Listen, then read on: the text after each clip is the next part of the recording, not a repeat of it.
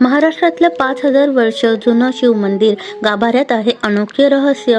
5000 वर्षांचा इतिहास. अमरावतीतील कोंडेश्वर मंदिराचा इतिहास सुमारे 5000 वर्षांपूर्वीचा मानला जातो. विदर्भ राजाने कौंडिण्य मुनींच्या आग्रहावरून येथे शिवलिंगाची प्राणप्रतिष्ठा केली होती.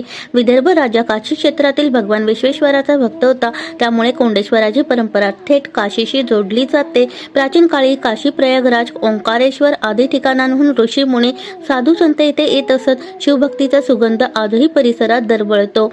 यादवकालीन हेमाद्री पंत यांनी मंदिराचा जीर्णोद्धार केला. काळ्या पाषाणातील भव्य हेमाडपंथी शैलीत मंदिर उभारण्यात आले. पूर्वी मंदिराची उंची फक्त 12 फूट होती. पुढील जीर्णोद्धारात मूळ दगड वापरून ती तब्बल 75 फूट करण्यात आली. कोंडेश्वरावर सतत जलधारा असते, पण शिवलिंग पूर्णपणे कधीच पाण्यात बुडत नाही. पाणी जायला जागा नसताना हजारो लिटर पाणी नेमके कुठे जाते हे आजही गूढ आहे. मंदिराच्या पायथ्याशी कोरलेले हत्ती अत्यंत वैशिष्ट्यपूर्ण आहेत. काही ठिकाणी 2 शरीरांना 1 मुख, तर काही ठिकाणी 2 मुखांना 1 देह दिसतो. श्रावण सोमवारी येथे मोठी गर्दी असते, पण महाशिवरात्रीला येथे भव्य यात्रा भरते. अमरावतीसह नागपूर, यवतमाळ, वर्धा जिल्ह्यातील भाविक येथे दर्शनासाठी येतात. धन्यवाद.